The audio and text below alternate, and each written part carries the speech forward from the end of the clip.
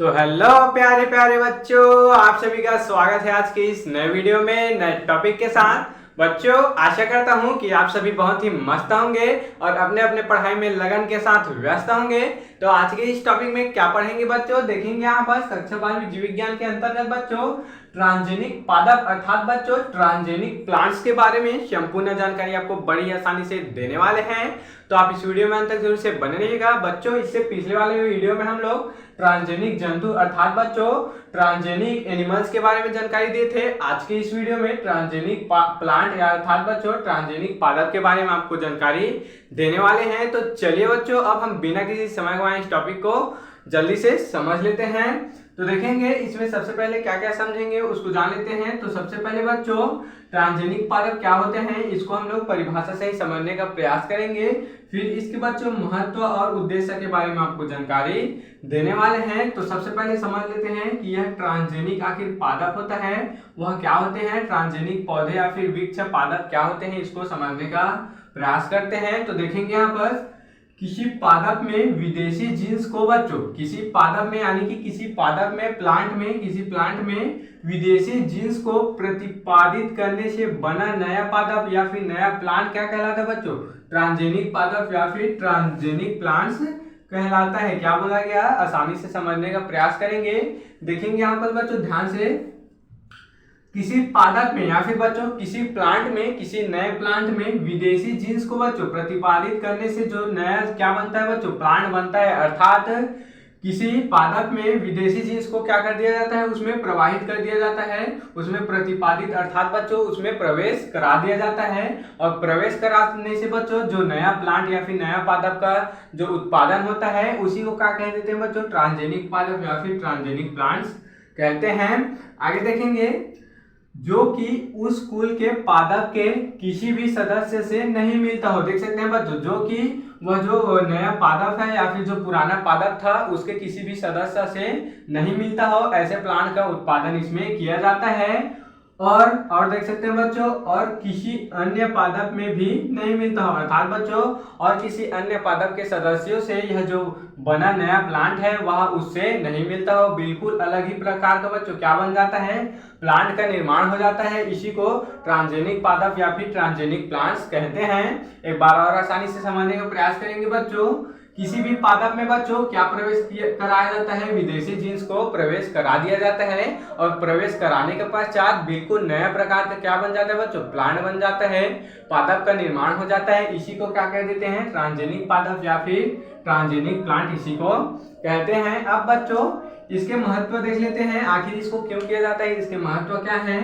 तो ये पादप कीटों के प्रति सहनशीलता देख सकते हैं, जो ट्रांसजेनिक पादप होते हैं कीटों के प्रति बच्चों सहनशीलता, विषाणु से संरक्षण अर्थात बच्चों इनमें क्षमता पाई जाती है कि विषाणु से क्या हो सके बच्चों, संरक्षण पा सके, प्रकाश नियंत्रण आदि के लिए क्या है बच्चों, यह ट्रांसजेनिक जो पादप है इसमें यह सब होता है। अब बच्चों हम लोग इसके उद्देश्य को देख लेते हैं, आखिर ट्रांसजेनिक पादप का क्या क्या उद्देश्य होता है इसको आसानी से समझ लेते हैं। तो सबसे पहले है प्रतिरोधी जातियों का विकास। देख सकते हैं बच्चों, अब ये क्या हो गया, प्रतिरोधी यानी कि रोग के प्रति प्रतिरोधी जातियों का विकास किस प्रकार से होता है उसको देखेंगे। तो विषाणु कवक से बचाव वाले पादप का विकास देख सकते हैं, जो विषाणु होते हैं जो विष के अणु वाले होते हैं ये सब क्या कर देते हैं, पादप में पहुंचकर प्लांट में पहुंचकर उसको नुकसान पहुंचा देते हैं। तो यह जो ट्रांसजेनिक जो क्रिया है, ट्रांसजेनिक जो पादप होते हैं इनमें ऐसी क्षमता पाई जाती है कि इस विषाणु से या फिर बच्चों कवक से बचाव हो सके या फिर बच्चों वह बच सके। दूसरा देख सकते हैं, दूसरा क्या है बच्चों, भंडारण के नुकसान में कमी। अब भंडारण के नुकसान में कमी क्या है, तो बच्चों जो क्या होते हैं टमाटर वगैरह होते हैं, सब्जी वगैरह होते हैं, उसको बच्चों बहुत दिन तक क्या रखे रहते हैं बच्चों, स्टोर करके रखे रहते हैं, भंडारण करके रखे रहते हैं, तो उससे बहुत से नुकसान हो जाते हैं। लेकिन जो ट्रांसजेनिक पादप द्वारा जो उत्पन्न हुए होते हैं बच्चों, जो ट्रांसजेनिक पादप होते हैं, जो ट्रांसजेनिक टमाटर होते हैं, ये अत्यधिक दिन तक क्या होते हैं बच्चों, जमा करके इसको रखा जा सकता है। चलिए अब हम इसको समझ लेते हैं। इसके अंतर्गत टमाटर आदि की किस्में तैयार की गई है। देख सकते हैं बच्चों, जो ट्रांसजेनिक टमाटर है इसको इसके अंतर्गत तैयार की गई है।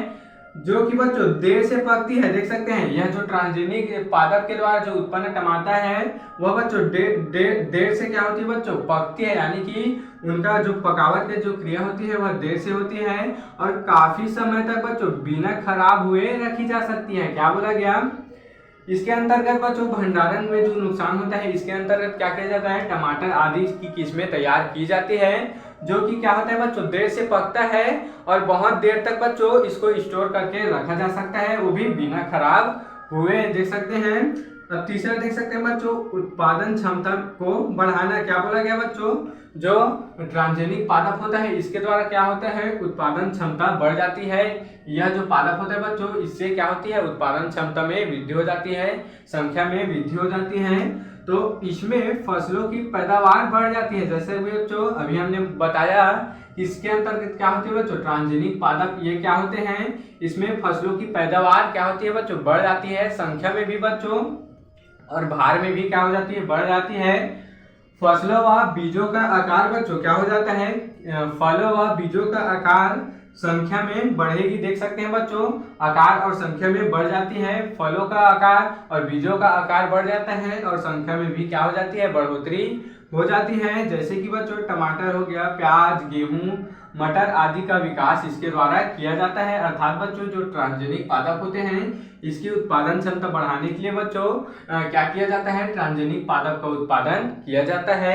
तो इस प्रकार से बच्चों आज के इस टॉपिक में हम लोग ट्रांसजेनिक प्लांट्स अर्थात बच्चों ट्रांसजेनिक पादप को समझ चुके हैं।